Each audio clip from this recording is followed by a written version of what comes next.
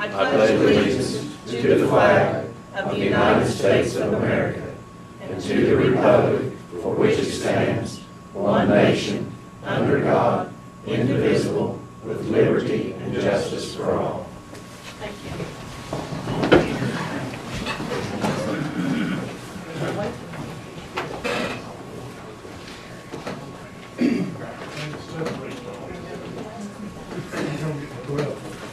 This session of the Lincoln County Commission on March the 3rd, 2011 at 6 p.m. is now called to order.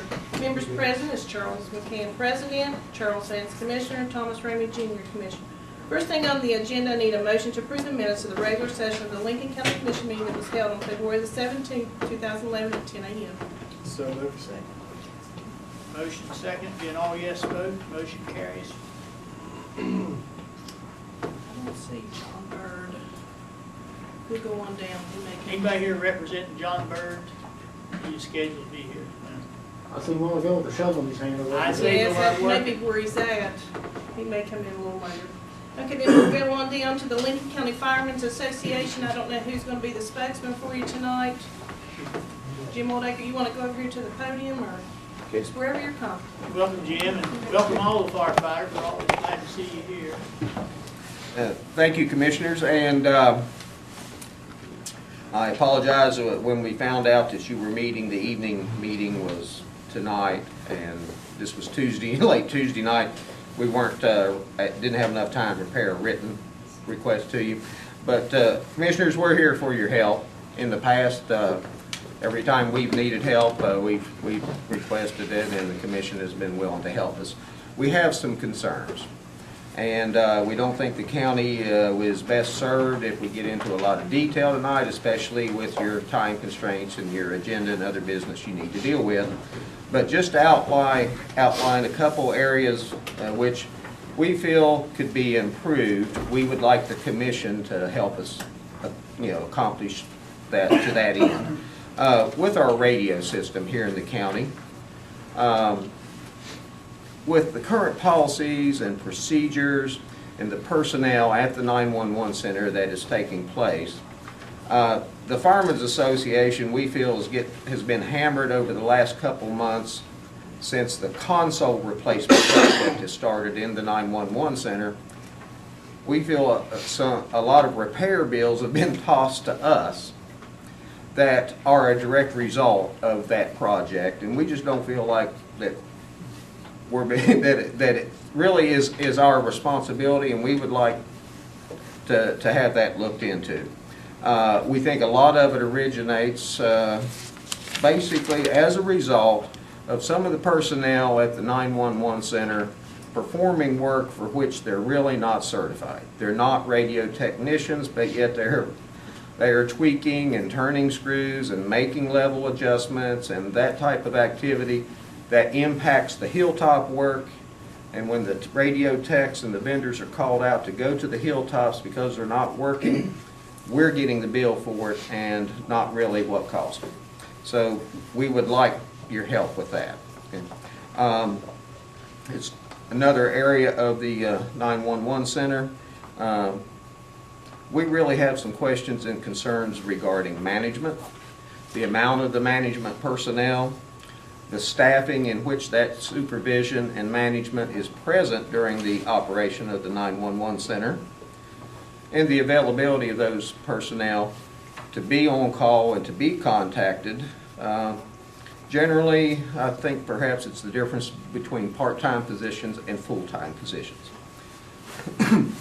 With regard to emergency management activities within the county, we have a lot of questions and concerns that perhaps our county emergency response plan is not current. We've made several inquiries on to what the status of it is and when the last time in which it was updated. We have not gotten a satisfactory answer. 1 year ago, this commission appointed an LEPC. To this date, there's never been a meeting convened since you appointed the people to that LEPC. We're very concerned that our plan continues to be outdated. The commission has appointed personnel to update that plan, but yet it just doesn't seem to have happened. As far as staffing in the Emergency Operations Center, at times of emergency, the fire service in general just isn't satisfied with past performance. We feel like improvements can be made in that area if basic emergency management and emergency plannings are actually carried out with regard to whether you want to call it a post-incident critique, an after-action review, taking advantage of lessons learned, all of those activities that are basic principles of emergency management. It's not taking place. 1 year ago, a little over a year ago today, this county had one of the worst winter storms in decades. 3/4 of the county was without power, without water, without, the ability to get out of their area, the immediate vicinity of their homes and try to get anywhere that had those resources for a number of days. None of the emergency response agencies, specifically fire departments, have expressed that they were satisfied with the way that incident was managed, and repeated requests to conduct an after-action review on that, see what areas we did not do well, and make improvements to. And believe me, this is objectively based, not personally based. We have not gained a bit of ground on that. The actions and poor decisions that were made during that activation of the emergency response community were repeated bad decisions from times before, and we want to try to get that improved before it is actually needed. So we would like the commission to help us with that. We're willing to work with you for the better of the county. And we know that you can't really get into that tonight. We wanted to make that request. We'll meet with the commission, whatever you want to do. If you want to set up a time where we can really get into it better. I think that's what we probably need to. We feel like that's probably what you wanted, but we did want to ask for your help, and we would appreciate your Well, yeah, visit. we just need a little time to get some facts and then. Certainly. And then maybe just have a session just for that one reason. Certainly, we're willing to help and work with it. We appreciate your interest in it and your concern. Well, we're sure you're concerned as well. Yeah, one thing I was thinking about there, as everyone knows, I'm not on too many of these committees or anything right now. And, having worked with emergency services before, when we first established emergency services, I know how things can kind of get off track going through things. So I'd be willing, if it'd be will the commission to work with you guys. And I think I know most of you, and I think you guys, I went through that one time before and things, when we set everything up. So, and I know it directly affects me where I work at, because, we need proper response time. But, any of these situations that come up should be reviewed. There should be some policy in place so where we can review what happens and make sure that whatever did happen or didn't happen should have happened or shouldn't have happened. So, but I mean, I know I talk a lot with some of you about some of the problems and things like that, but as I said, I would have time, and it is in some of my area of expertise as far as emergency medicine and things of that nature, that, and having been on the Ames board and SEAMS board before, I mean, I know we talked about those things a long time ago and things. I know that I'd have to be updated, but if you all, I'd be glad to work with you all on some of these things and try to help set up policy and things like that. Well, like I said, we look forward to working with the commission. We know that you'll do what you can, and we appreciate your time and your listening to us. We will. We'll get back and deal with this and deal with it immediately.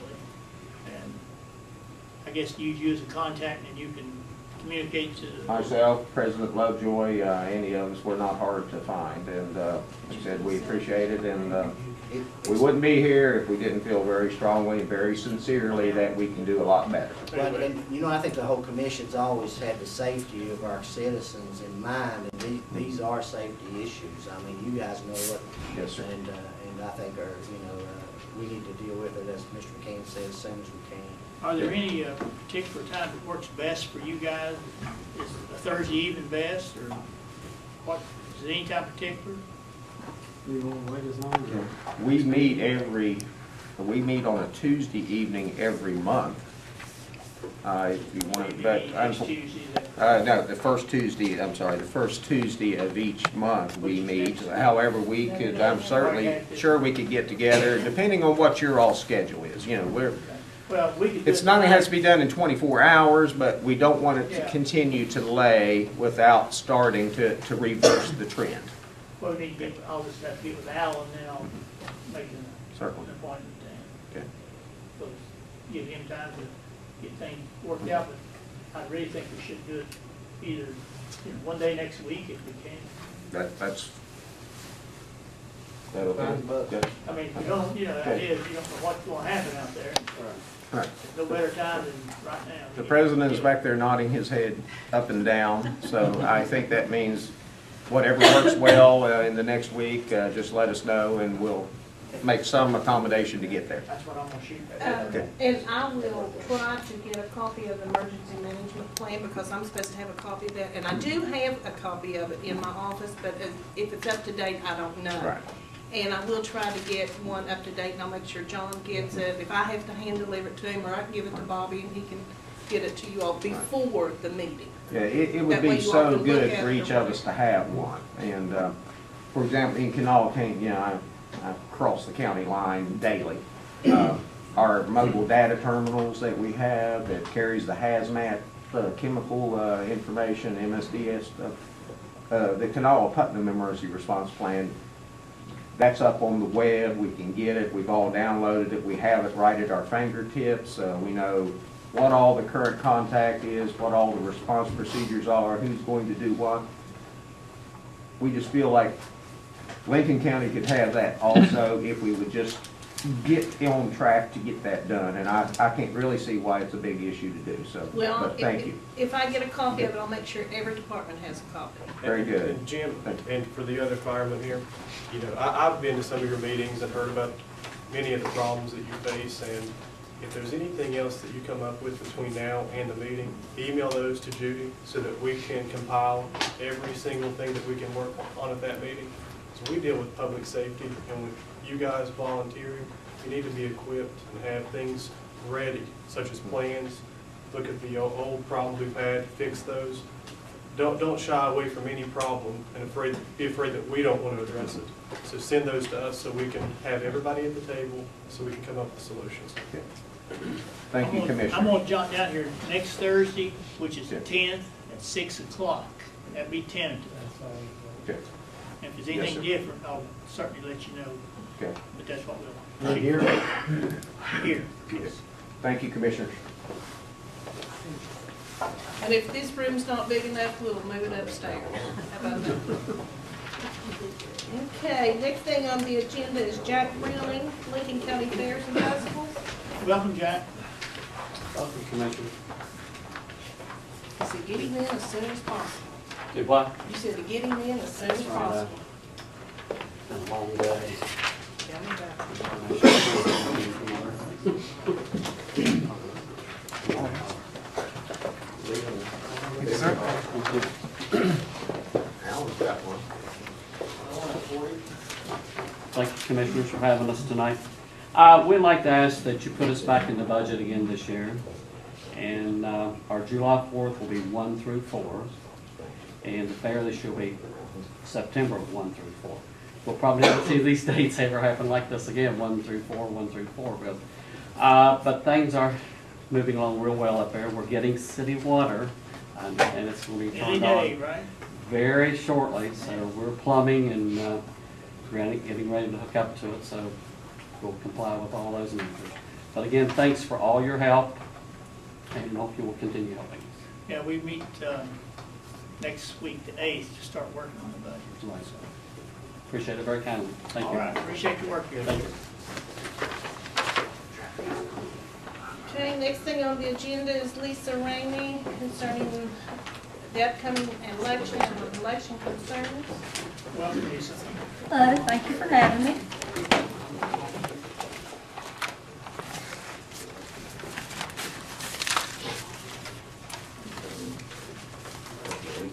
I'm here today as the Republican Chair of Lincoln County Executive Committee, to get some clarification about how Lincoln County residents who reside in Union and Jefferson districts are represented fairly.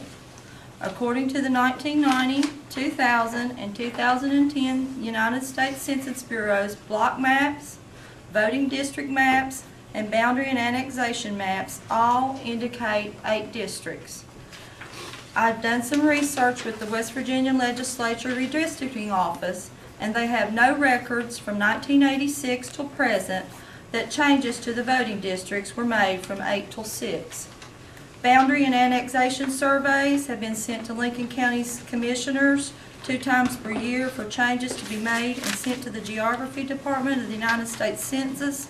And according to the Geography Department and their certified maps, Lincoln County still is showing 8 districts.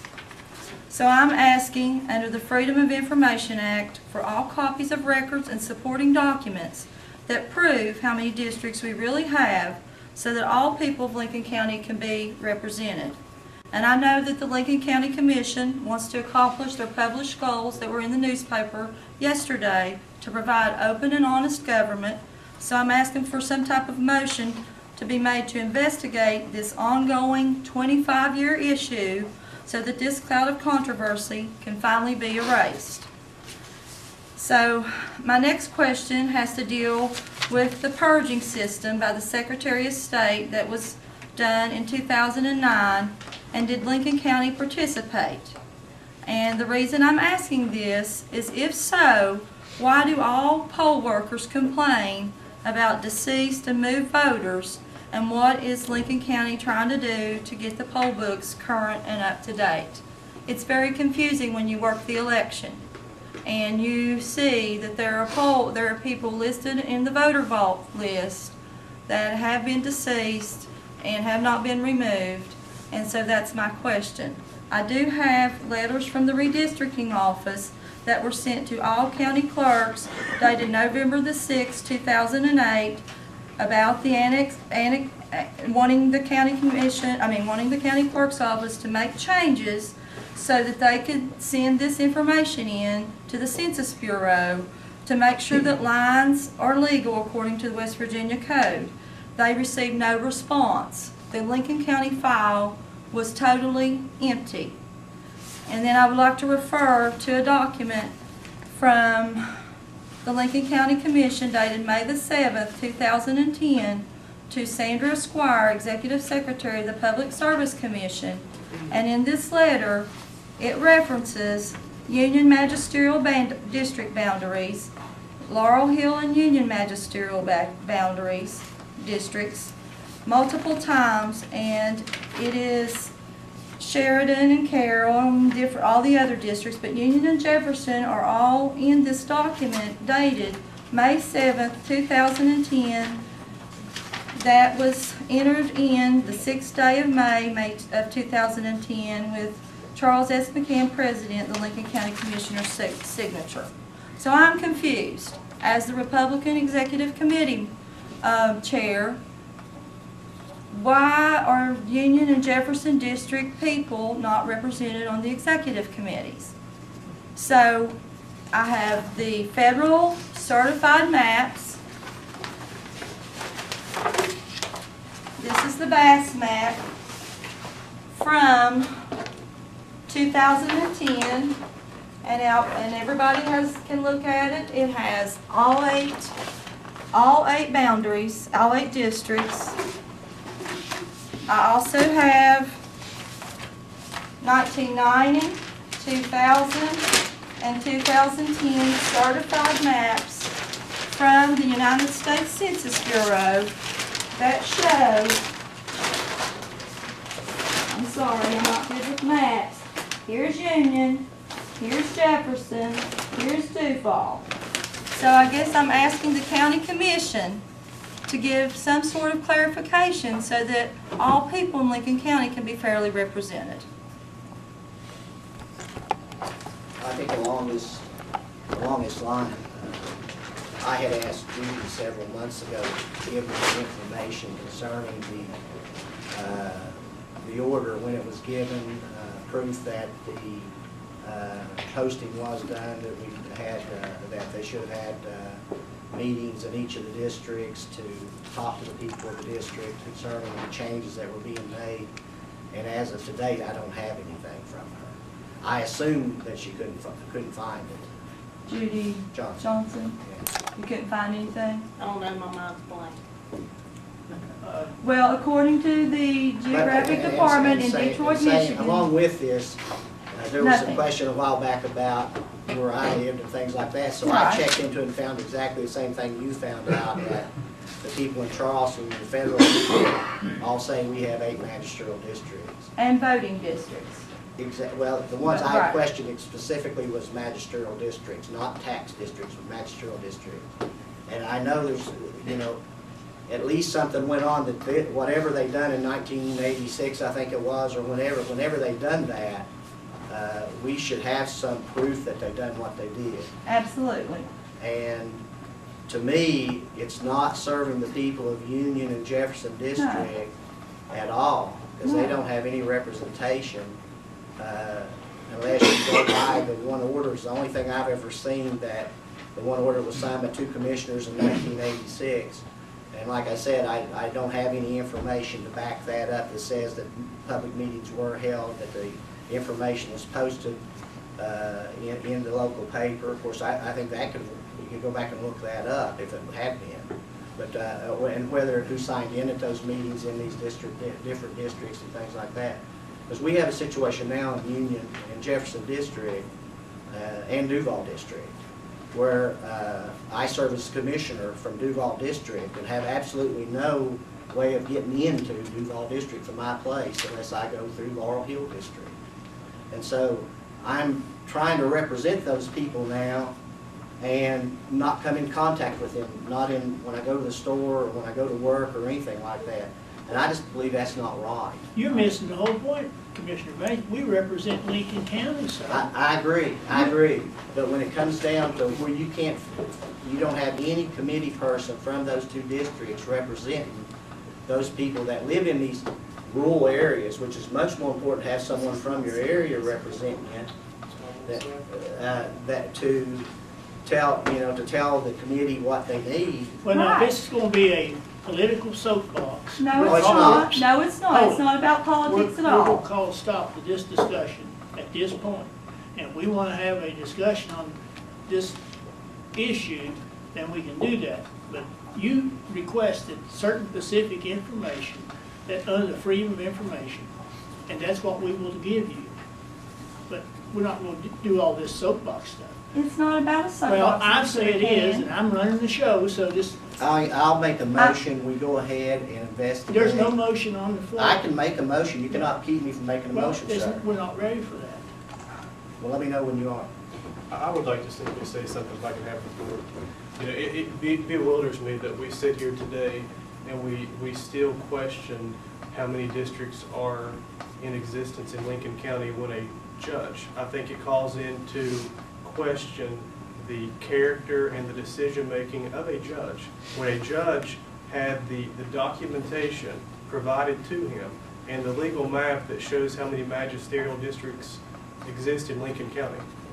The census maps are not magisterial maps. The And all of that- census maps- Excuse me, I'm talking. Okay. All of that was given to a judge. And during that time, the judge weighed the options of how many districts, and he made his decision. And during that case, which boiled down to how many districts existed, and I feel almost like I'm in conflict of even talking about it since I was involved in the case, but the opposing side did not come back and say that 8 districts existed. And maybe you should call and ask the opposing lawyer why it wasn't offered as information, because he knew there was 6 districts. Well, that And was my a question is- political issue This in is a court. political And this issue. is not a political issue. This is about representation of people who are not being fairly represented. If you want the answer, then we'll give all the information to you that you've requested. But again, I think by even being here today and asking this as a political stature, it's really disappointing. And I believe the judge made his ruling. I would also request that that ruling be given to the Republican committee woman, or That'd be Republican great. chairperson, because I think it has been cleared up that we have 6 districts. Well, And if we could do anything else to further clear that up, we will. And I can also tell you, during the meetings where this was discussed, at that time, a prominent Republican by the name of Bill Pauley was in the audience questioning the district and the redistricting. So I look forward to you getting that so you can see that at that point, the Republicans were in those meetings asking yes, questions. and they asked for copies of those, of the proof of that, and they never received So do copies. you think that a judge would review that information? I don't know what a judge would do in this county. I He really wasn't from don't. this county. I don't know what he would do. But my question is, do you think that that judge would make a decision with not only a decision, summary judgment, which means there was no question as to the facts that was given to him? Do you think that he would make a decision on summary judgment when he did not have all the facts in front of him? It wouldn't surprise me. Okay, I just wanted to All make right, sure. let's you're have clear. a discussion on That this. wouldn't surprise me, but that's not what I'm here to talk about, a case Well- that I don't know very much about. I'm here to That show case- the you case was that, about this, what you're well, asking it about. was not apparently about for the past 25 years that it's not being clarified by the county. When, you know, the Census Bureau data, Let me just, let me. Judge, let is me- what is, Hold it, right there. you're interrupting I am me. I'm stopping you right there. What we want to know is what do you need for your information? I don't want to hear all this rhetoric. I This is wanna- not rhetoric, Well, Mr. I just want to know McCann. what documents you want that would make you know that some commission in the past properly reduced the magisterial districts from 8 to 6. Well, according to the law, it is supposed to be submitted Well, to the geography department. That's why we have the census, We to clarify how many people live where. no, And let me, so stop. I'm trying to clarify. I'm not asking you any more information. I'm trying to give you an No, I don't answer. want, no, you're not. I just want to know, do you want the information that's available? Of course I do. That's what we'll provide. Of course I do. I That's want what the we'll provide. information, and I want it cleared up, not just for me, Well, for both political Well, parties. it's- Because if the Democrats it's need not to a- have representation in those two districts too. that's not the issue with me. That's all I can tell you is, a previous commission Uh-huh, acted upon issues right. that took the magisterial district from 8 to 6. Did they follow the state I code don't know. to We'll give change you the what districts? information's available. And then you can decide whether that's Well, what you want or not. I should be the one deciding. The county commission should look at the information and. We already decided that. Not this commission, commissions down the road have recognized 6 districts for a period of time. But that is- the that's state obvious. and the Census I'm Bureau, trying to federal explain to government you. doesn't. I'm not asking you for your opinion. I'm telling you why a commission sitting here today is acting as 6 magisterial districts, because commissions in the past have done that. Now, we'll give you that information, what that's based upon, and that's where we stand today. If that's agreeable for you, fine. If it's not, that'd be up to you to do something about it, because this commission Okay, is going to assume that we have 6 magisterial districts based upon decisions of previous commissions. whether it was done properly Well, or that'd not. be up to you to decide that, or you, we'll show you the information, whatever available. Okay. And what about the purging system by the Secretary of That'll be up State? to Mr. Whit, we'll bring that to his I'd attention. like copies of all documents and Well, supporting documents for we'll that. give this to him, and Okay. he will have to deal with it. We're not Okay. going to deal with that as a commission, it's not our responsibility. Okay. That you certify the elections. We certify the elections. Okay. There's specific things we have, specific things that Mr. Whitman's office has, as far as elections. And we'll give him that information that you requested. But do you not understand how this is unclear to people who No, live? I do not. I You don't? understand, no, I do Because, not. well, when people come in to vote in a facility that has 3 or 4 precincts, it is so confusing. They don't even know where they're going to vote because of where these districts have been changed. I worked the election, I know. So, that's part of the controversy that people do talk about.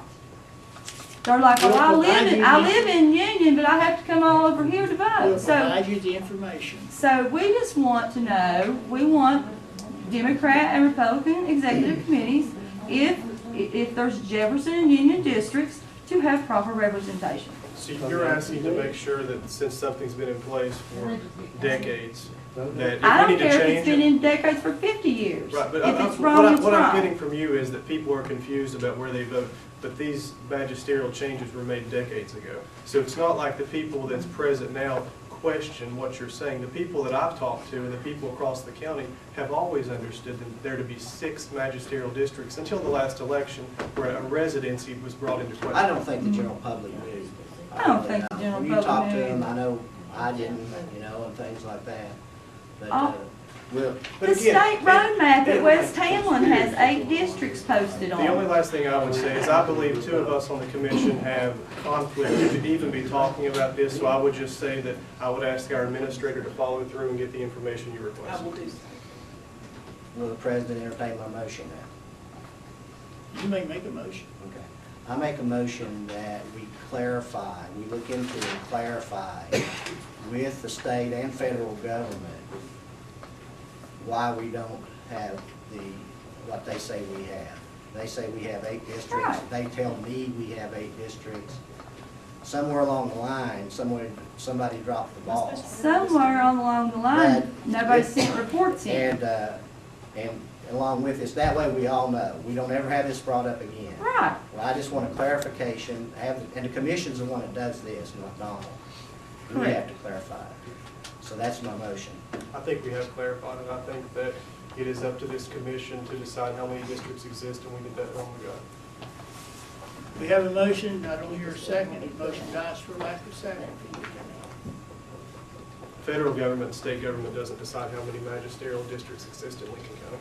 We do. But they do They require are the the reporting of ones those that changes. require the updated information for geographical purposes, that really, in the end, drives funding. What I will say So- is, when you get the information, if you can come back and you can convince me that there's legitimate information there to say we have 8 districts, I will entertain the motion to investigate further. But after being involved in the last election drama and Yeah. and fully understanding and reading the documentation that exists showing, which you're going to get, that there are 6 districts, I am convinced 6 districts exist. Well, and the reason I have made the motion I did is I requested that information months ago and it wasn't provided to me. I Oh, looked really? the information Okay. up myself. I think it was mailed to a certain telephone pole, you just didn't get it from somebody. Well, I think it's because y'all didn't put a number on it until after you That's started. just silly. finding out. Well, that's part of the clarification Right, process when you exactly. see I don't in your want anybody BAS to vote for forms. anybody and think they live somewhere they don't. I mean, the people on the river over in Laurel Hill and Harts, Yeah, I mean, we know.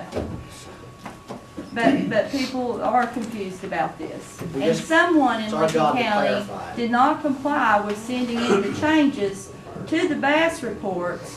And I'd like to know who was responsible for those changes from 1986 till the present. And I look forward to you So- getting the information, so you can come back if you see anything in there that you feel that we should be Right. made of.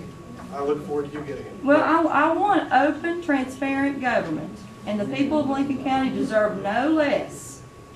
Because this has been going on for years, and when I've done my research, there is no backing that shows that that was done in proper way. There are deadlines, there are ways that the government wants information. They even sent the county commission or the county clerk's office the computer program on how to do it.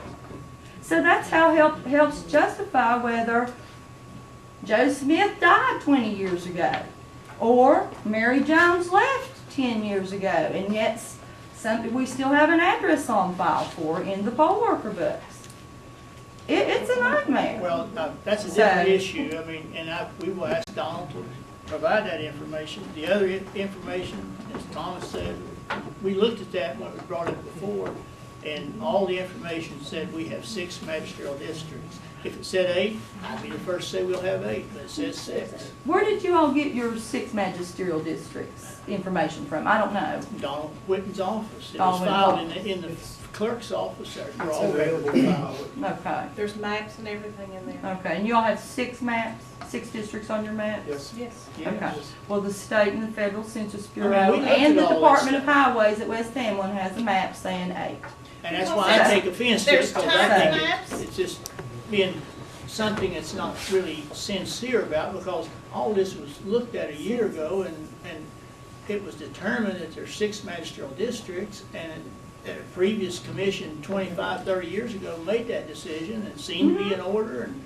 And now, whether they sent it to everybody that needed it, I don't know, can't tell anybody that. Well, But it seemed like it met the legal requirement that was due at that time, back in the 80s. And I was convinced by reading the information that it was done proper. Now, I can't verify that who didn't send papers somewhere, Okay. but it seemed like at the commission that was sitting in the 80s, 85, whenever they started that process, 1986, they did it, 83 it was and it started. was recorded, and there was maps drawn up by a certified surveyor, and changed it from 8 to 6. Okay, And I would urge you also to look at Judge Kirkpatrick's ruling, because he lays out some of those things in his ruling after reviewing the information. well then, Mr. McCann, on May 7th, 2010, why did you continue to reference Union and Jefferson districts? They are tax districts. So, They are Census. tax districts. but what you're saying is they're not voting They're, districts. yes, not magisterial. So, That's what the. where did design- they get absorbed into? What Well, district? I'd have to go look at the map again, some into Duval, some into Sheridan, and Uh-huh. maybe some into Laurel Hill. So the information you would send back to the Census Bureau would prove that we got equal distribution of people living in the voting At that time, districts. at that time. And that's the point that bothers me. That's is the point that bothers me. Population's changed a lot. Population since then. Well, changes. you're gonna have, that's going, the Congress is, and our House right now are fixing to look at the 2010 census, and we may have to redistrict again. I don't know that. but we Correct. might. And that's why I wanted this clarified before they And- all went into that. And some counties right now look at the simplest way to do it is put everything into 3 districts. That meets the requirement as a county commission, and you just have 3 districts, Mhm. 3 equal districts. There's nothing saying you gotta have so many. Try to do it in an equal manner. Well, that's all I want, is equal and Well, fairness and we were for convinced people. it was done that way. So, but every map that you find dated from Lincoln County from 1990 on demonstrates 8 districts. And if anybody Just the wishes map to that see it these are certified, they have 8 districts. Well, there is 8 tax districts there. Those are Actually, United there's States 10 tax maps, districts. and this is the VAS map that the county commission. Not county. No. This is what, if there's no changes reported to VAS, they send to the federal government no changes. So for the past 25 years, there have not apparently been sent no changes in. But the governing body of the magisterial districts in Lincoln County is this commission.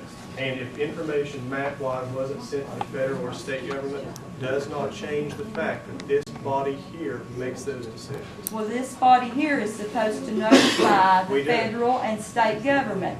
And that is what they're saying, that you all, I'm not saying you personally, I'm not saying Mr. McCann personally, I'm saying somebody between 1986 and currently is not notifying the Census Bureau of the changes in population, and so therefore that affects districting. So, that's my point. And I would like somebody to take the stand and take the lead in this county to clarify this. It's already been cleared, but I look forward to you. But getting you're information. saying the judge clarified it. A legal So, a judge body, supposedly independent clarified eyes reviewed the information. And I don't Did think, it I don't think that was. did in it the judge- set in state that precedent? Yes, it was. I If think it did not was. state, I if it would- didn't do a state precedent, then it's really not true. We've discussed this enough. So- Next item. Next thing on the agenda is. Okay, well, when will I receive my, can you send those certified Yep. mail, Judy? Yes, I've got your address and I will. Okay, thank you very much. The commission does need to think about looking at the population in different areas and see if what they did that far long ago is applicable. It drives funding. You don't want to prevent people from participating in government. Absolutely not. And if they've got people up there, if they've got people up there that need to vote and be represented in their own area, that's what needs to be done. It wouldn't make no sense for people in Hamlin to vote for what we want in Harts, Right, because they don't live in Harts. right. And neither do the people live in Duval District that live in Jefferson and Union. Thank you all. I appreciate your time. Did you bring your poll workers? No, they're not due till the 7th. That's what your letter stated. I just wondered if you brought them. Nope. We'll look forward to getting them. You will get them. Okay. Next thing on the agenda is Rick McDowell.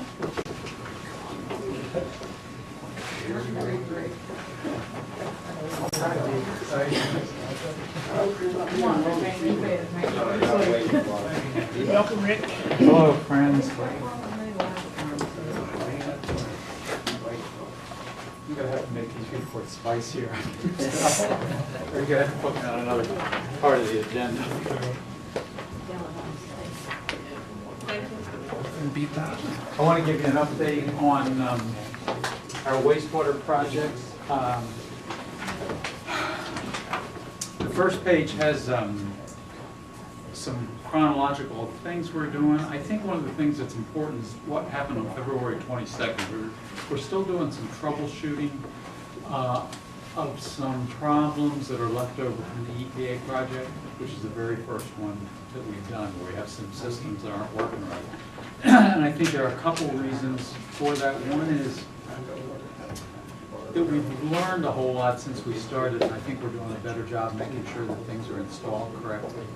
And I think some of the problems go back to poor installation, or we didn't have the right kind of oversight at the county level and at the district level. I'm also worried that maybe some of these early tanks that we put in, remember we had some controversy about cement tanks. At one of the sites, the tanks that are in the ground are cement. We're trying to figure out if maybe there's some kind of a leaking system, but we haven't. They're in the ground, so it's hard to figure out if they're leaking. So we're working on that. And I think the other thing that dates back from the EPA project that's changed now is that we've got much better cooperation from the manufacturers we're working with.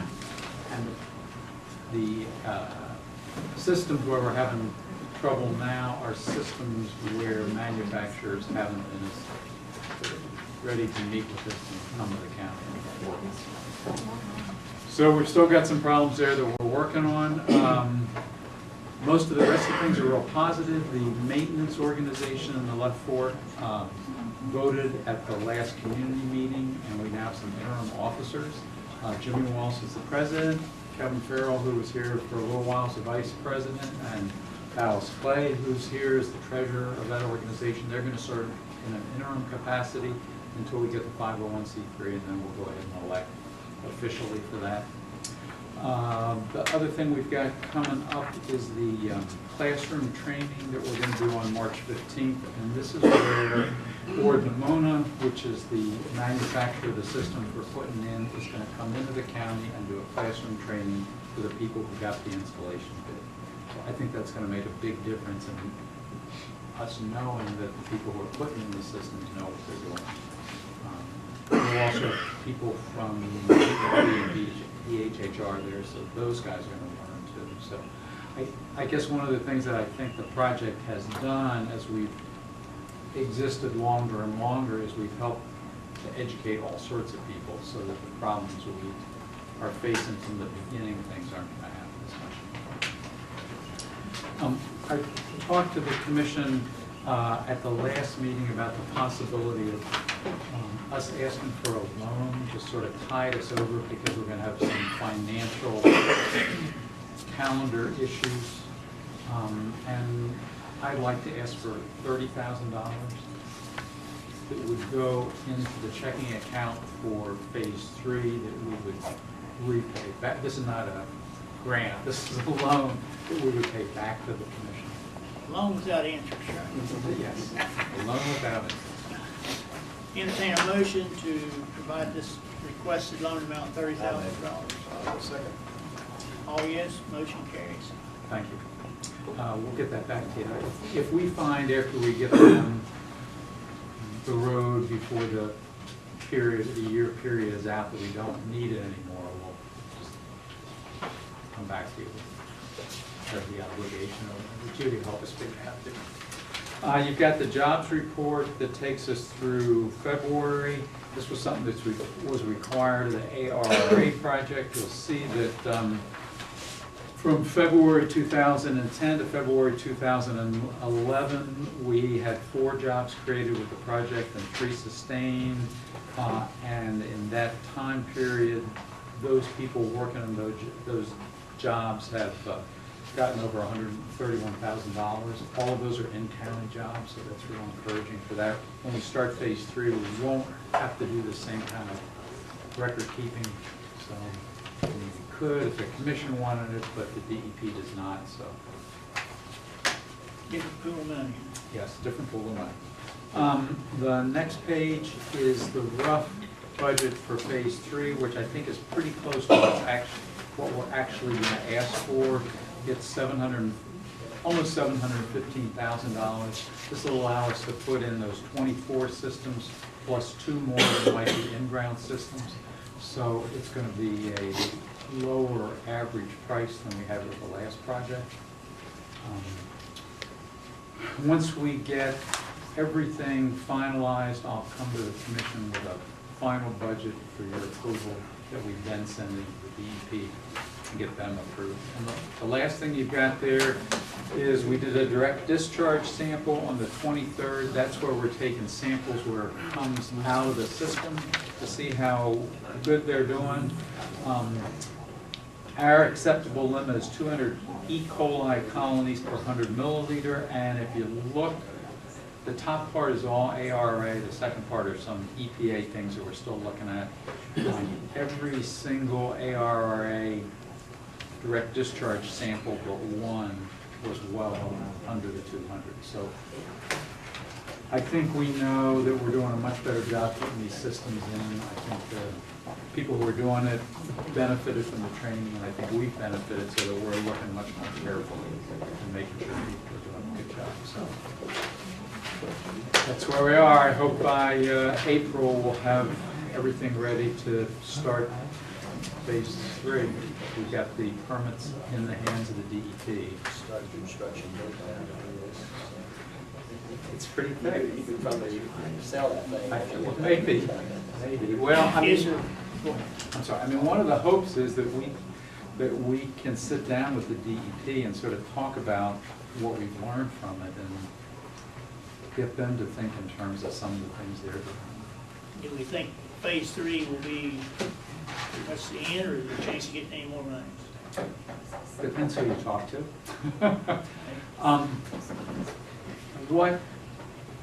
What I heard the last time I talked to the engineer who's assigned to this project from the DEP is that they feel that we're sort of the model of how to do this in the state. And they're saying that because of that, there's going to be more money.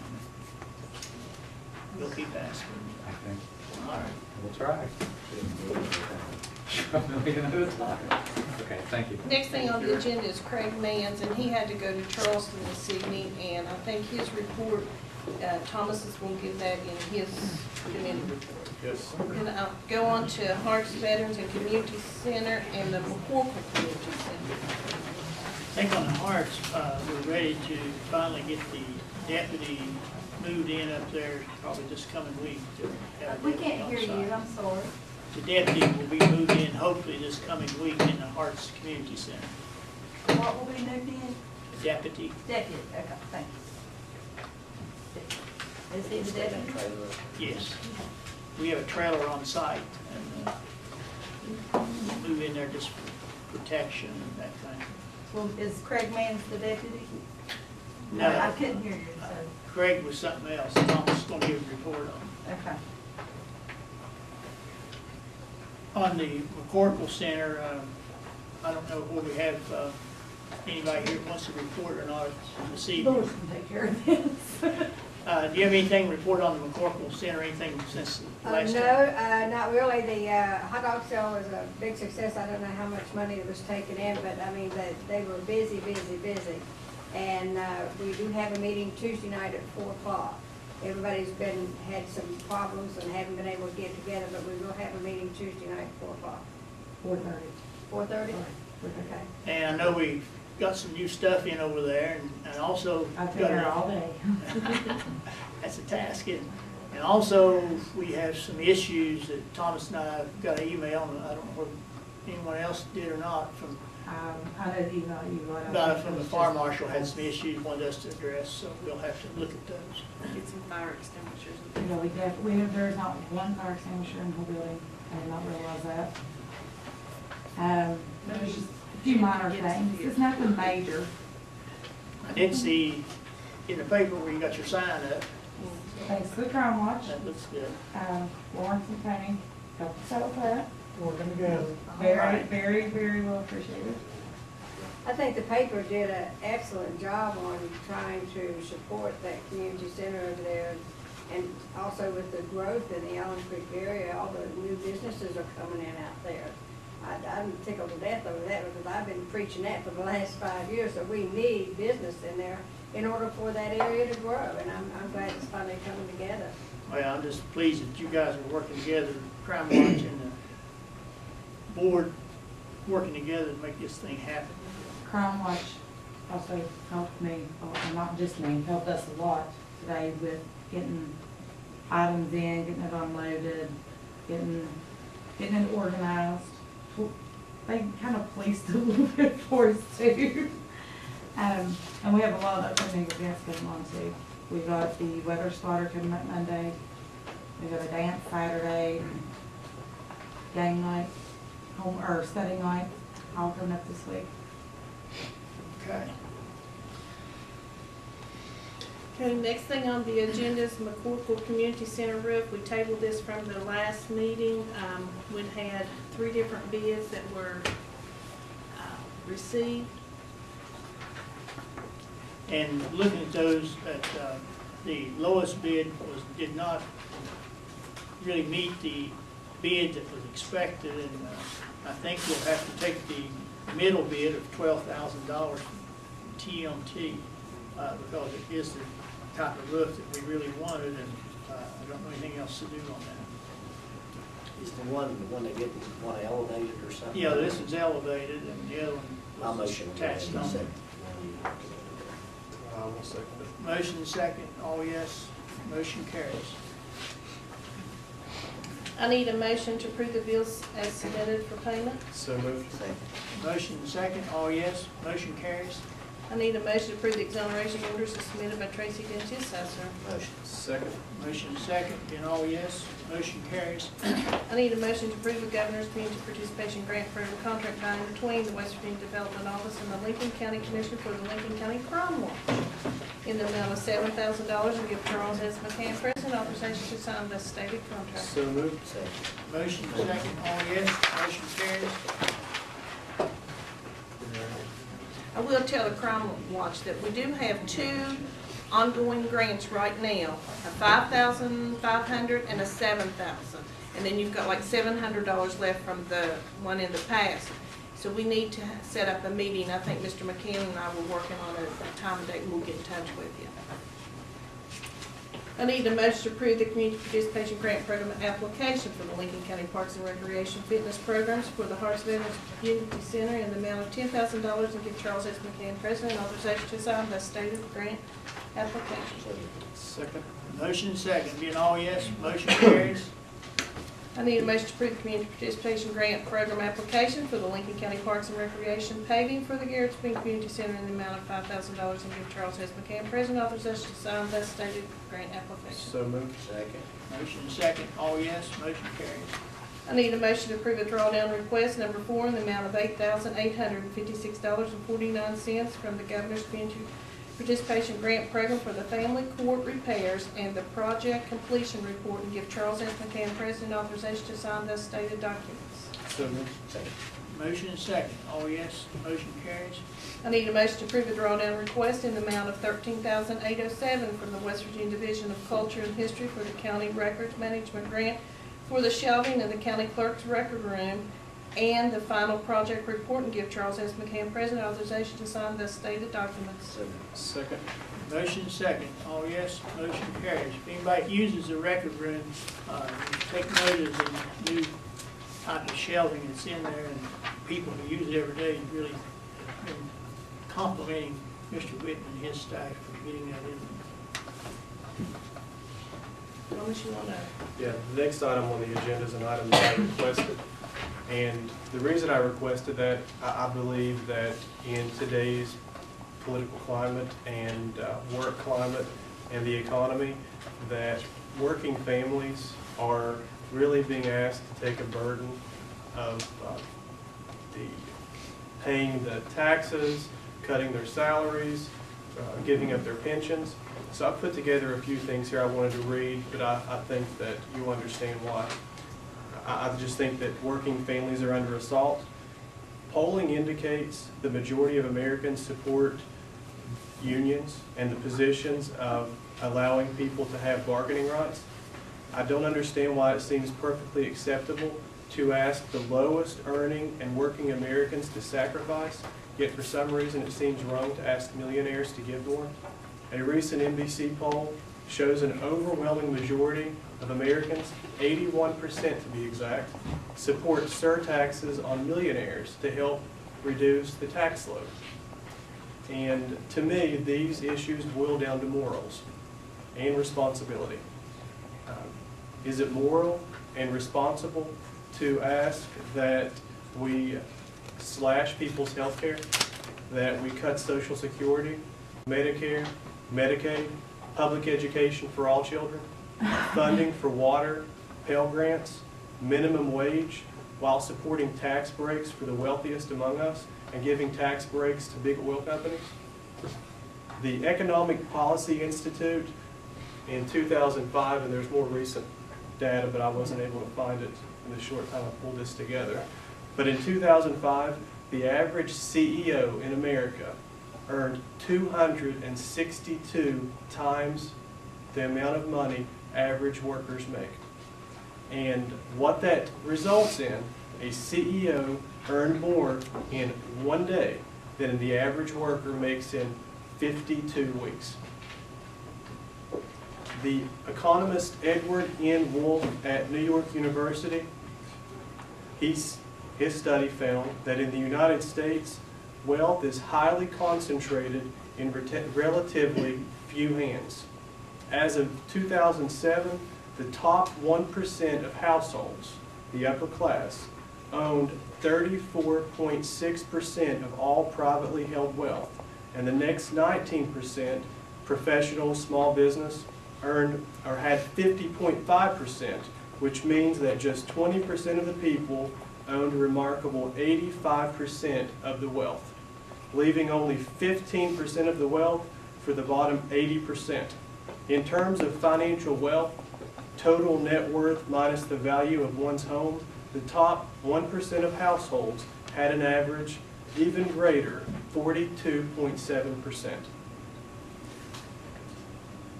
And this is a quote. I'm going to close with this quote and then the motion. It's a quote by Martin Luther King Jr. "The labor movement was the principal force that transformed misery and despair into hope and progress. One of its bold struggles, economic and social reform, gave birth to unemployment insurance, old age pensions, government relief for the destitute, and above all, new wage levels that meant not mere survival, but a tolerable life. The captains of industry did not lead this transformation. They resisted it until they were overcome. When in the 30s, the wave of union organization crested over the nation, it carried to secure shores not only itself, but the whole society." And the reason I felt it was important to put this on the agenda, I come from a union household. My dad is a retired coal miner, and I saw what the union provided when being able to collectively bargain. And when you look at, if you go home, look at over the last 20 years, the decline in unions and also the decline in the wages of working class Americans, and you'll see why I decided to put this on the agenda. I realize that what we do here today cannot and will not have a major impact in places like Wisconsin and Ohio, but representing working class people across this county, I felt it was my duty and this commission's duty to stand up for working families. So at this time, I would offer a resolution supporting working men and women and their rights to collectively bargain. I second that. Motion second, being all yes, motion carries. Along that same line, I've been in medical practice 31 years now in this county. 17 of them I was in my own practice.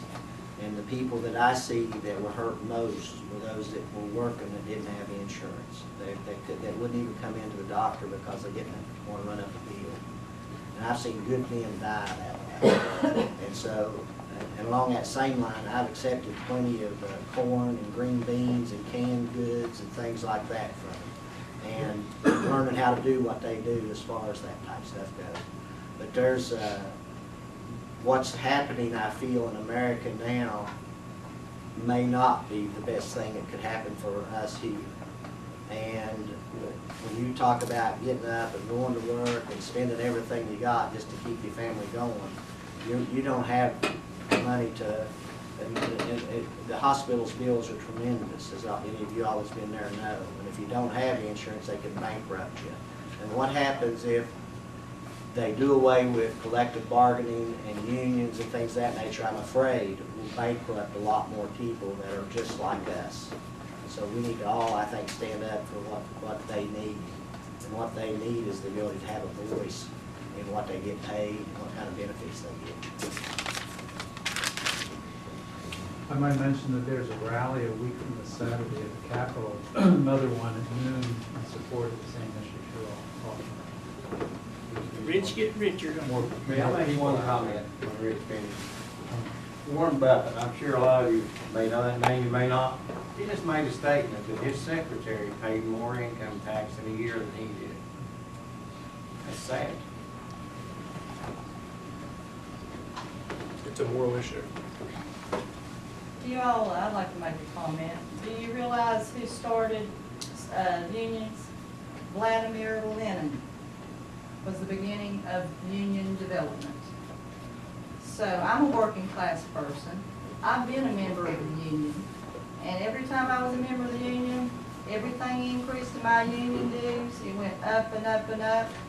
And we supported a lot of lazy people who didn't do their jobs. So the unions are good to a point. Unions have been good to a point. Until the leaders of the unions become corrupt themselves and the union workers are paying more to support their union leaders, then they could take that money and give it right back to the workers. So that's my reasoning on that. When you allow people to gather and speak with one voice, many people, it's a threat to government establishment.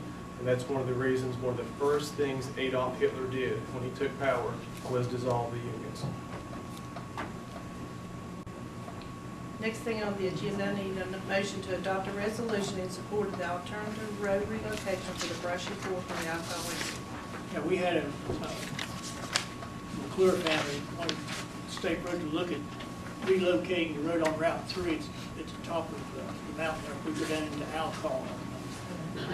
They just asked if we would give us a resolution in support of that and mail it to the Department of Highways, hoping that they would improve the road so that we have school bus access. No motion. And can I make an amendment to that motion and ask that we send a letter to the Department of Highways? Yes, that should be on this one. Yeah, that's what we do. Okay. Second. Motion second, all yes, motion carries. Next thing on the agenda, I need a motion to approve the appointments, study vacation, Lincoln County Commission, but Donald C. Little Clerk as follows.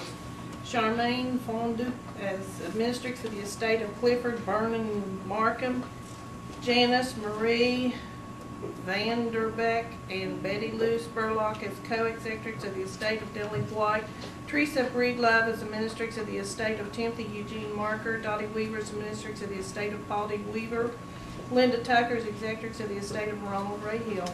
So moved. Second. Motion second, all yes, motion carries. I need a motion to appoint Margaret Meeks as administratrix of the estate of Sarah B. Lowe due to the death of the administrator, set bond $1,000. Second. Motion second, all yes, motion carries.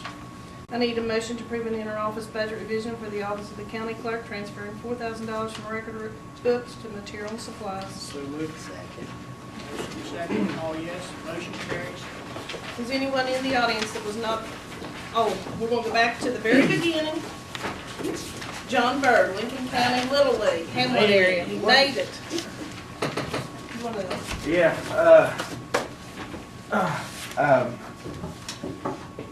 we, been working on our project down there at the new field. Everybody noticed the new field we're building down next to the road? Very nice. If you go, we've been laying block all day, that's why I'm late, I apologize, but the free labor is hard to find, and while it's there, I had to take advantage of it. We recently was granted a community project grant from the state. Is that the right community project funding grant? But it was issued to the Board of Education for $5,000. And we have to go through a PO and all that stuff to get it spent and due by June. And it was for backstops. And unfortunately, the minimum for the backstop was $7,000. And so the league had to compensate the other $2,000 to get the backstop built. We're going to put it at the middle school girls field.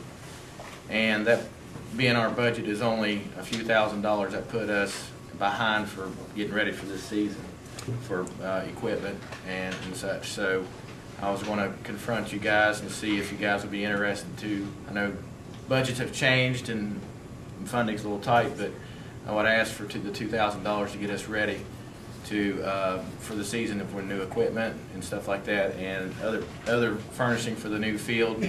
We're planning as of now. Hopefully, Chad Pennington will do the opening pitch because the 1st and 10 gave us that $10,000, if you remember, to actually construct some of the field. So hopefully, we'll have that. Have Chad Pennington down for the opening pitch. So we're trying to get that stuff done before season starts. So. When does your season start? Well, it's going to start in about 3 weeks, so that's why I'm kind of pushing pretty hard. You know, the middle school's already started, and that's why the backstop was a rush as well, because the middle school season's already started, and we got about 2 weeks, and he's starting next week on it. So that's why it was such a rush. I tell you, this guy here, we're fortunately kind of have John here. He works hard. He works with the school system. He works with all the things that need to go on. So we're just fortunate. He's hurt his back. He's overworked. I'm sore. Those are 40-some pound blocks, yeah. Certainly entertain a motion to provide the $2,000. Second. Motion second. All yes. Motion carries. All right, thank you guys. You'll have to get to Judy and get you a check. That's fine. I apologize I was late. Thank you. And if it's something you're going to buy, purchase, we may be able to do it through a purchase order and save paying tax on it, whatever. So if it's something Whatever you you want to wanna do, purchase, just then, get with her and she could It might work be it out. trickling slower, but Yeah. we'll get it done that way. Okay. Okay, thank you. Next thing on the agenda is public comments. Is anyone in the audience that was not on the agenda that would like to speak at this time? Commissioners, just a quick update for you. As I know Commissioner Ramey has been to several of our meetings where we discussed the looming workers' compensation crisis on the volunteer departments. The State Firemen's Association has really been working on that hard this year. Yesterday was quite a hectic day up at the legislature as it was hump day. Bills had to pass one house to stay alive. Our Lincoln County delegates and senators have been fantastic this time. There was legislation over on the Senate side that was tapping in, and the overwhelming theme this year in both houses has been no new tax. No tax increase, no new tax. So competition has been fierce on acquiring existing revenue, undedicated revenue, which is, there's not a lot of it. There was a move by the Municipal League to tap in and redirect existing surtax on fire and casualty insurance that has been going into the teachers' retirement system. Why it ever ended up in there is still a mystery to the fire service, but that's where they put it years ago, and that's about $2.4 million a year. There was legislation introduced that redirected that into the municipal police and fire pension funds. Our Senator Stallings amended that and successfully passed out of committee a split on that, directing at least 50% of those funds into the workers' compensation premium relief fund that the governor had introduced enacting legislation to create. Over on the House side, and I'm sorry I got ahead of myself, that bill passed the Senate yesterday unanimously, going to the House, Senate Bill 544. House Bill 3271, which is that was the governor's enacting legislation, along with revisions made and amendments made by House Finance, which our delegate Stowers is on that committee. That committee reported out actual funding attached to that at $7.5 million out of a reserve fund that the legislature created a number of years ago. Has had about $40 million in it from previous premium reductions and cost benefits, I think originally associated with workers' compensation when it was part of the state, and what they used to get outside underwriting in excess or umbrella coverage. But that money's been sitting there for a number of years. They found that directs it into it. If all goes well, we're going to see about $12 to $13 million total over the next 3 years that will hopefully, it's still a guessing game, cover premium increases. The governor's legislation froze the amount that the volunteer departments will be paying in premium at the amount they paid this year. That establishes a base rate. Any future premium increases you'll be able and will be allowed to be submitted into the premium fund, which will be administered in the audit through the auditor's office, to get those paid directly to the underwriter. So we're optimistic. It is not a permanent fix. They want to go in because there are so many unknowns in this. We don't know what the price is and the premiums. It's all just projection.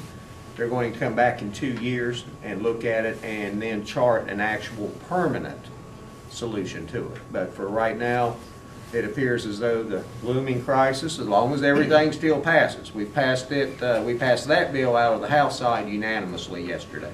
So now we don't know what they'll do when the two sides get together. That's when it really can go south. But we're optimistic that we have that under control anyway. So Well, it sounds like you made a lot of progress. well, just keep in mind they're looking back at the counties. We worry about it. Well, yeah, we've been in touch with the County Commissioners Association. They're working on this too, and it is obvious with the proposed constitutional revision to lower the levy passage rate to a simple majority, to changing statutory language that county commissions may fund fire protection to shall fund fire protection.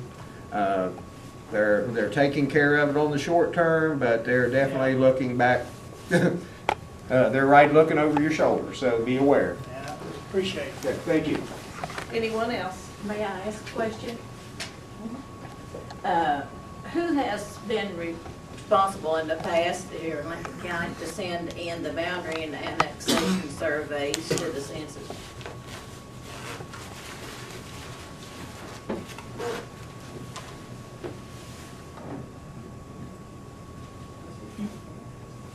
The boundaries and annexation, Yeah. The surveys. are you talking about within the county or the county boundary outside of it? No, within the county, like you have 6 districts instead of 8. Who's been responsible in the county to send the boundary and annexation surveys to the census? You know, I'm not absolutely sure. It's either the county commissioner or the county clerk, one or the other. I'm not absolutely sure. Maybe a combination. I'm not sure. The county clerk is the official record keeper for the county commission, but I'm not absolutely sure. Or do you both get together and do it? Well, it's one of those responsibilities that the record management is the responsibility of the county clerk. That's spelled out. That's what their job is, to maintain the records. Even the records we make here tonight, once they're signed, they're turned over to the county clerk to maintain. We don't not the official maintenance of records. Was Alan Holder appointed to do that job on January 14th, 2011? Of all county records? No, was Alan Holder appointed to send the BAS reports in as of January the 14th, 2011? I don't remember for sure. I mean, I'd have to go back and look. And I do have one other question about Parks and Recreation. A couple of years ago, the Ranger Parks and Recreation Center development was going on, and I gave money for memorial bricks and memorial stones, and I never heard, did that ever get done, fall through? Benches all in to get plaques. So y'all gonna do benches, not stick, okay. We've still got some we don't have to, we need to, like John said, it's hard to get volunteers, you got to do Yeah. anything. Why just hadn't heard? We got some. We haven't seen it, but you remember, you know, I wrote you a check for that, and I just wanna make sure. It's got it all day. Thanks, Sheila. Appreciate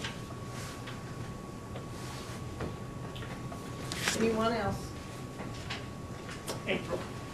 I wanted to bring information on some things that the Extension Service is bringing to the county. Before that though, in reference to the Parks and Recs and volunteering with the block, you know, when you volunteer for something, you know, a lot of people look at that as giving up their time to go out and do something for other people. But, you know, in reference to what John and I did, we started the laying block on Saturday morning, not a block out there, so we kind of had to figure out how to set corners and things like that. And we've seen that done before, but we've never actually done it responsibly, the person to do it and make the physical choices about it. So, you know, the thing about that is, yes, I did give up my time volunteering to do something that I felt was good for the community. But what I got back out of that was now John and I both know how to lay block, for sure. So, you know, I walk away getting a whole lot more out of that volunteer effort than what I put into it. And John and I had a great day doing that together, so if nothing else, I walk away with a good time, with some good company for the day. So I think I got more out of it than what I put in. So just keep that in mind. I think people need to keep that in mind when they do volunteer work. You know, it's not about what you're giving up. It could be a whole lot about what you're getting back.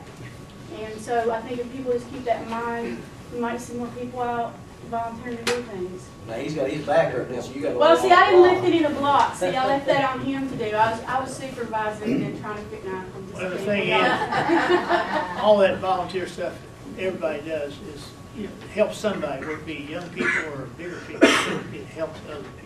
Right, and 40 years from now, hopefully if John and I did our work well, that wall will still be there for kids to climb on and play on. So, in reference to the classes that we're bringing, and I'm late for actually a Farm Bureau meeting, I'm taking it to them too. I was fortunate enough to attend a class in Kanawha County a couple months ago. Kanawha County brought down a lady from Frostburg State College, or Frostburg State University, she's a clinical herbalist. And what she talked about, I've heard a lot from my grandmother, a lot of the elder people in my family, and a lot of other people's families here about the value that herbs can play in our lives. And you know, when I was a little kid, that was just crazy grandma going out into the yard and picking some things that we all had to eat. But you know, now we're finding out as we progress into a newer age that, you know, there's a lot of science behind why those things work the way they did and how well they work. And so when I went to this class, I was interested to see how she would present this, and the class was called Mountain Roots. And I thought it was going to be about getting back to my mountain roots, and it sort of kind of was in a way. But she actually focused on herbal roots and things like ginseng, black cohosh, these things we've all heard about. We kind of sort of know what they're used for, or have heard about it in the past, but really don't have a good understanding of that. So it was a wonderful class that she presented, and so I asked her if she'd be willing to come here to Lincoln County, and she said absolutely. So we were able to get her on our schedule to come to Lincoln County High School on the 27th of April to present that very same class. I've also put information on our extension website that links you to the state code for ginseng production and some of the issues there, as well as the Division of Forestry's website that links you to other frequently asked questions about ginseng and other types of root products like that. But the other side to this is the economic side that this may pose to people in Lincoln County. You know, we look a lot at traditional agricultural production in Lincoln County as being field production, but we have a lot of woodlot here in Lincoln. You know, what can you do with a 20% slope? Well, you can grow ginseng on it. You can grow black cohosh on it. And our environment is very conducive to growing those kinds of things. And so, you know, thinking outside the agricultural box is good for us here because we do have the unique benefit of being able to produce those kinds of things here, not on large quantities of land, but in the woodlots we have that we thought at one time were just good for wood production. Well, they're still good for that in a managed way, but there are a lot of other things that can be done, and I do see in 5 years from now, 10 years from now, with the price of insurance going up the way it is and pharmacy going up the way it is, you know, there's certainly going to be a lot of application for herbal remedies. And I'm not saying replace your doctor. I'm not claiming that at all. I'm not saying it. But I am saying open your mind to the idea that there is a place for things like this in your health and your caring of yourself and your body. So I wanted to leave this information on the table here as I leave, and also let people know that we are in the plans of having her come back for a 2-day class where she'll actually go into the woods with us and find some of these items and pick them, and you too can learn how to make a spit poultice out of a weed out of your yard called plantain. That's called the green band-aid. So I'll leave that. And then with the 2-day class, there'll also be some instruction on how to process that into something that's usable. So we want people getting their hands on these things, and I think it'll be a good time if people want to come out and enjoy a walking day through the woods and all of that. And she brings the science behind this. This isn't just these things I think my cousin Bob said would work. It's not like that at all. These things have the science to them. They have the history to them. They're respectful of our culture and our way of life in the Appalachian region. And so I really liked this woman, and I thought she did us really good justice in her presentation of the tradition behind it. And her program is a 4-year program. It's one of 2 in the nation at Frostburg that focuses on Appalachian ethnobotanical studies. And the other one's in Hawaii, and they wouldn't do Appalachian ethnobotanical studies. It would be Hawaiian studies. So I'd encourage anybody that's interested in this to pick one of these up. If you know someone that's interested, visit our website. All this information is also on our Lincoln County Extension Service website, which can be accessed through the WVU main website. And we'd really love to have a lot of people come out and join us for this class and a lot of other things that we're going to be bringing to the county as well. So I appreciate the time, and I'll leave these here. And what time's the class? The class will be at Lincoln County High School from 6:30 to 8:30, and we are asking people to register in advance so that we can make sure that we buy enough snacks and goodies and things like that for everybody. Is there a charge? There is a $5 charge, but again, that's just to cover costs. So we try to keep costs low, and anybody who has a student ID will be admitted for free. So please take one of these on your way out, and if you don't get one, you can visit us at our new office behind Stowers and Sons building. How's your open house? I'll put this on the door to primary care. Thank you, I For all appreciate the that. late. That would be very good. Open house yesterday went great, Much. and we had a good time and had several people come through the door, and we're looking to have a whole lot more in the next few years coming. So thank you, appreciate it. Thank you. Anyone else?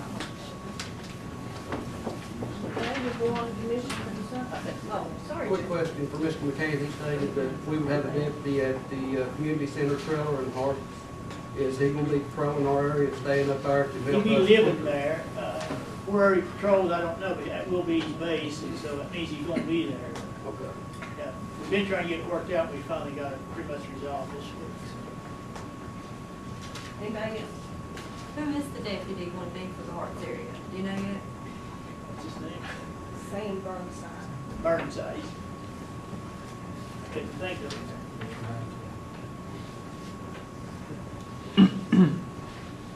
Committee reports? I see I'm first on the list. I met, I bet I got some of the Crime Watch people here. There's some people live out on the head of 9 Mile and in the head of Mud River and Hamilton's Creek that wanted to know how to get in touch with the Crime Watch so they could join it and have that area patrolled out there. Do we have anybody here from that runs the Ranger area or anything like that? Or do they have anything in existence there now? I think, maybe due to that, but I think West Hamlin is fixing to try to get something organized in the Ranger area, I believe. Who's setting that up? I'm not sure, the West Hamlin Crime Watch, I'm not sure who's. Jesse Tried to Mullins. get it a couple years ago, and we couldn't get anybody to help. Well, I tell you, Now Bob Richmond's wanting. James Lovejoy is one of the ones I talked to. Jimmy Scraggs is another. Then there's I think his last name's Black from over on Mud River. Maybe it's not, but James is the one that's really concerned about it. I think all them people out there are, you know, as we see these home invasions increase, if you live out further, you're a little more of a target than you are if you're right next door to somebody. No, So, it's not true. We're right on Route 10, we got busted twice. well, and I've had it happen to me too. It don't have to be a holler. But I do think there's a little more, you kind of see people go into areas that they won't be caught to try to do it. That puts these people in rural areas, I think, in a little more of a thing. But what I'll do is have, if you can let me know who have to get in touch with, I'll just have to get Jesse in touch Mullins is probably, with Jesse Mullins. yeah. But West Hamlin is, I think they're gonna be, So they can just be a part of that. yeah, they thought that would work. The other thing is there's a group of citizens met with the Valley Health Administration today concerning, and they were more looking at the community and things of that nature from what I understand. I haven't got back with them since they met with the director of Valley Health Systems, but I know they were concerned about some of the, not only the clinic's operation, but some of the things we could do around there, I think along the line of using the community centers and things like that, but I'm supposed to talk with them later on this evening. But I know from what I did talk with them about, they have, I think Valley's really interested, especially doing things concerning nutrition and having dietitians involved and things of that nature, which we already have there. And I don't think any of these things would be an additional cost to the community or to the commission, but it's just in the formulative stages right now as we are and where the community center would be and things like that. But I think it was brought up one time before about, you know, if they would come forward with any money. I think they do have the ability to get grants for particular programs that we could institute at that site that wouldn't be available to those people now. But I'll keep us updated on what I find out there. Okay, thank you. Commissioner Raymond? And I'll do the report in a second. I have been invited and I accepted an appointment to a national council. It's One Economy Corporation, and what the corporation does is they've looked at the studies that show that rural areas and low-income areas have a hard time acquiring broadband internet access. So their mission is, One Economy is a global nonprofit that uses innovative approaches to deliver the power of technology and information to low-income people. More than 19 million people have used One Economy's online tools. And the reason I decided to join this, the meetings are in DC just twice a year. Most of the meetings I'll do through conference call. But I think that if funding's available through the federal government to be able to bring those resources here to Lincoln County so that our people have access to broadband and to be able to compete at the level that we know that we can compete. So I decided to take on this committee. In regards to the behind-the-scenes work, on Friday, February the 18th, I accompanied County Grant Writer Craig Manns to the legislature, and the purpose of that was we hand-delivered letters to the local delegates and senators asking for help in replacing the exterior mortar here at the courthouse. The evening of February the 18th, I went with the McCorkle community members to help purchase the products needed for their hot dog sale, and I returned the next day to the hot dog sale and watched as they were engaged in discussions with the community and trying to do everything they possibly can to network with people in that area to show that this is a viable operation, that really the sky is the limit. On the morning of February the 22nd, the commission met as the Board of Equalization and Review, and we met until sometime after 6 o'clock, and Sheriff Bowman sat through many of those hearings. On the evening of February 22nd, I attended the Guyandotte River Scenic Waterway meeting to show my support for the scenic waterway. This is an opportunity for us to be able to bring some recreational opportunities to Lincoln County. And WSAZ News was there. The Charleston Gazette is currently working on a story to highlight the scenic waterway. On the morning of February the 24th, Judy Johnson and I met with Lawrence Wood, who was in the audience, and we discussed the budget for the Crime Watch and looked at other possible ways to bring in funding for not only that Crime Watch, but crime watches across the county, and to also try to figure out a time and place for us to sit down with crime watches, to each member to talk about the budgets, how the money can be spent, and creative ways to bring in more money. On the evening of February 24th, I attended a water meeting at the Mud River Volunteer Fire Department. The meeting was held by the Lincoln Public Service District for the purpose of discussing the Alcohol Woodville Water Project. There were 75 to 100 people there. There's a couple guys in the audience that were there, and you know, the meeting was spirited. People had questions and concerns.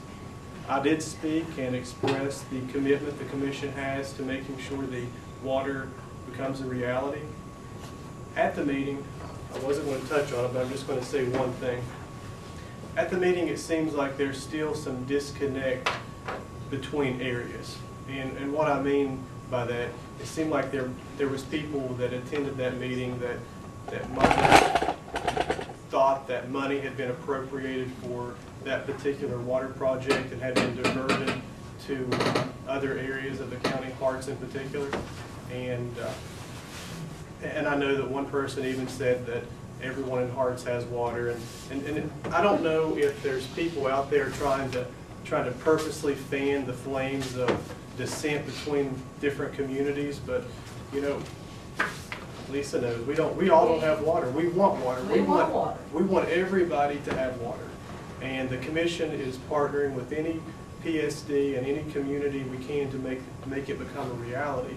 But I'll just say shame on the people that are out there across this county not understanding the election is over and continually trying to pit community against community.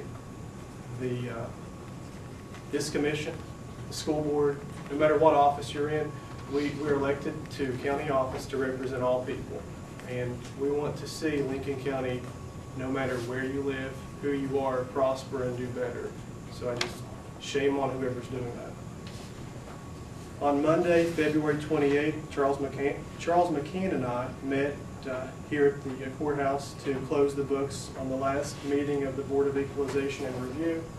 March the 1st, I attended a meeting at the Hatfield and McCoy main office in Liburn to talk about the possibilities that exist in Lincoln County for Hatfield and McCoy trail systems. And at that meeting, we were with Kenny Ray Atkins, who's a member of the Hatfield and McCoy board, Ferris Burton, Ron Gregory, who is a contract employee helping us to develop relationships with people that we need to be on our side to make sure this becomes a reality, Jeff Lusk and others in his office. It's a positive meeting. I think that there's some opportunity there for us to be able to seize on the growth that Hatfield and McCoy would provide for Lincoln County. And on March the 2nd, I went to Alcohol and visited with the McClure family, and in the agenda we passed the resolution in regards to a road, and that was the road they were concerned about, trying to fix a problem because the road at this point it's really hard to access in the wintertime, and if the state road could make some changes, it would be easier on the people on that road. 10 or 11 years, we know we're putting more water in the ground, and we're trying to do it as quickly as we can and be as fair about it as we can. But I think a lot of what we're doing, right, it's the same thing over and over that they were promised 20 years ago and it didn't happen and things like that. So that's why I think we always have to be careful when we promise people things to make sure that we promise them to try and not that you're going to have that next week or whatever. I know. I don't know the projects over here as well as I do our way, but I know the people on 10 Mile said that forever before we got the funding for that project.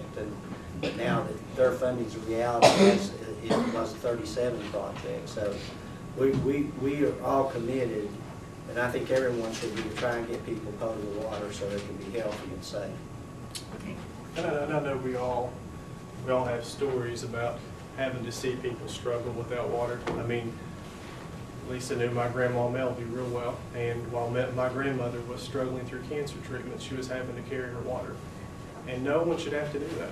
Not in today's time. Everyone should have access to clean drinking water. That's what I told the people at the meeting. It's inexcusable for people to live in today's world and not have access to clean water. I agree, you know, I see Cheryl here, council member from West Hamlin has in the past and doing some work now about trying to help get water. We can work together to expand and move out, so it has to be everybody working for that. I'll just highlight through some of the things here that I did meet with Josh Stires, Delegate Stires, on Senate Bill 493, which is basically a bill that I touched on the last time, and it seems to have already moved out of the Senate. And this bill basically established a broker system where the Medicare and Medicaid payments would be going into that and all scheduling, and it would directly affect, in a negative way, Tri-River Transit, Lincoln EMS, and LCOC. So I think with meeting with him and talking with Paul Smith, that they're going to try to amend the bill, Senate Bill 493, when it comes to the House, and it may be there by now, to make sure that these entities, whether it be Lincoln County or other areas, receive priority as to making sure that they get the business that is created with transporting people to places that they can receive services. Thomas mentioned about the Board of Equalization. We certainly had a busy day and met with a lot of people. I think the part that I want to talk more about is on the 28th, on our final day. We were able to work through some issues that started back on the other day, on the 22nd, and we were able to have some information in a way that was brought to us when we was having our public hearings, that there was a large mineral owner in the Big Ugly area that had looked like had been overlooked as to what should be a fair taxation on their mineral. And the more we dug into it, and we had 3 people there from the state tax office looking at this, and what we concluded as a commission, that we should determine what cost should be to this mineral as to where it should be mined in 20 years, 40 years, whatever, and reach some type of, because it was listed as unminable. And what it translates into is being assessed at $8,381. And when we got to checking on it, this 2,793 acres should have been assessed at $251,811. We prepared the legal papers and had a process server to deliver these papers to Charleston office of the attorney that was responsible, at least to the secretaries that was responsible. And with that, we put them on notice that they had 5 days for a hearing, and they did not get back to us until this week. And 28th, Monday, was the last day that they could object to it. They missed that deadline. And so with that, Lincoln County will be eligible as a tax paid for that company, $6,282 next year that we would not have gotten at all if we had not had those meetings and listened to another mineral owner in that same vicinity saying, I'm paying higher taxes. Not everybody's doing that. And by that, we were able to uncover this situation. And the guy from, I guess, the president of the organization called Judy this week from New York, I believe, and he really wasn't too happy, but he missed his chance for a hearing, and I think that's basically what Judy relayed to him. And really, I look at it, had a free ride too long, probably. So, but anyway, it does pay to have these Board of Equalization. They are time-consuming and they're tiring, but it does people good to make sure that they don't have to pay any more taxes than they are required to. And so we look at it as a county commission that our job is to treat people as fairly as we can within the rules that are established. And we realize that taxes is what makes the government work, but at the same time, I don't think any taxpayer should be burdened with their taxes. So we look at it pretty seriously and really try our best to deal with it. But sometimes you look at these situations and it turns out to be even a better deal. Met with the Workforce Development, Jake Hunt, to sign an agreement to settle a lawsuit been going on for a couple of years. And also down the road, we have a meeting coming up this month. Hopefully we can get some assistance through Workforce Development that might further help us next year. We're working with him on that. Mentioned about the water line, we've been in contact on 2 or 3 occasions. We've advertised in the paper twice to extend the water line up Mud River to 3 more houses where it turns up Big Creek there. And we have not received bids on that.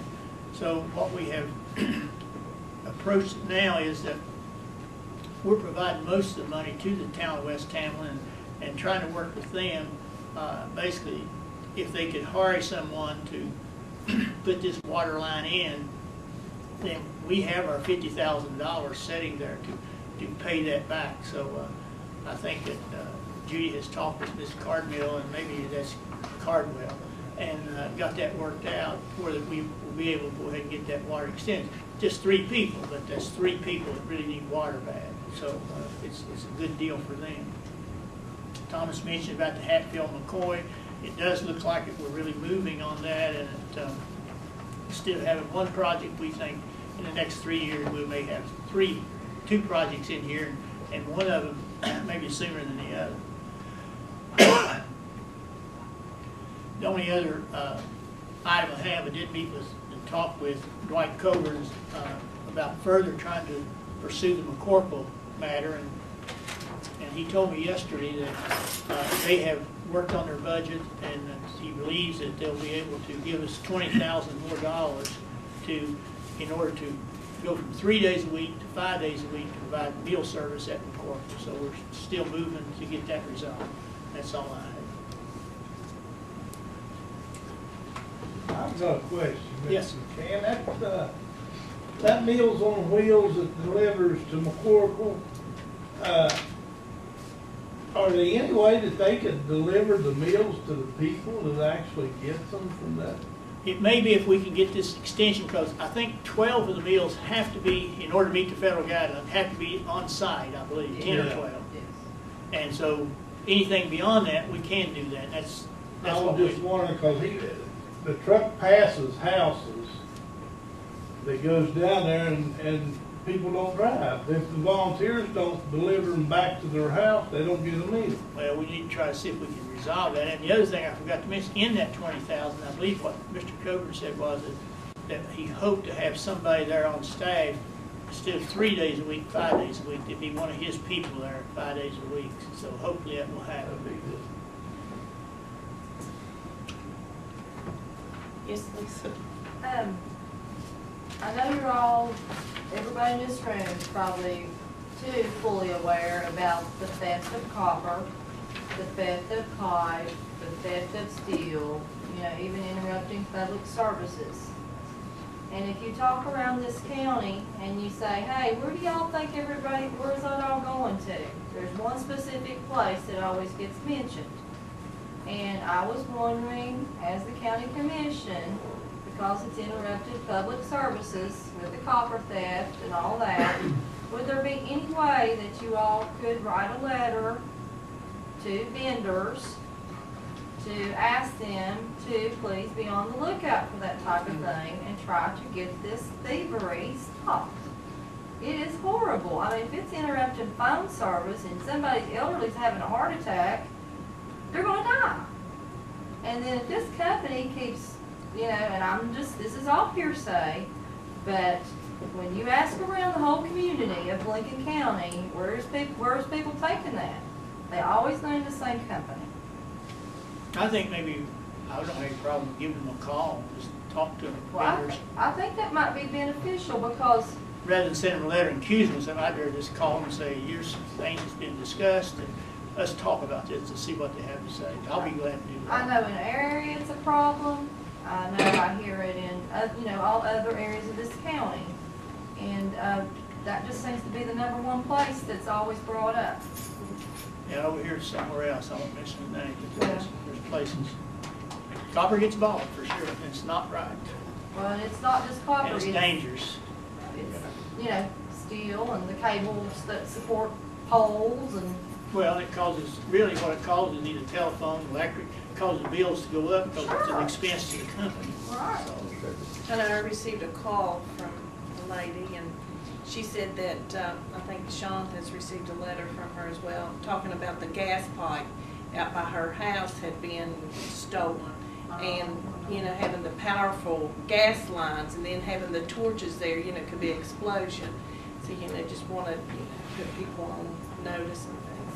So Sean may do a story on it. Anyone else?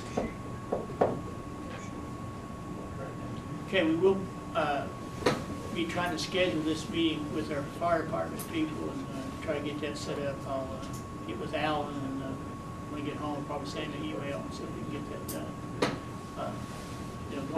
April spoke a while ago about the volunteers. All these firefighters here and all the ones that's not here do this every day and almost like it's their life. It's just there. We certainly has to be rewarding for all of you guys and ladies about doing what's good for your community, but also doing what's good for your fellow man. So we appreciate you. Can't tell you that. Nothing else? I move we adjourn. Second. We adjourn until March 8th, which is the budget workshop. The real meeting will be the 17th. The 17th will be where the workshop will be in the hall. You had 10 on the 8th? Yeah.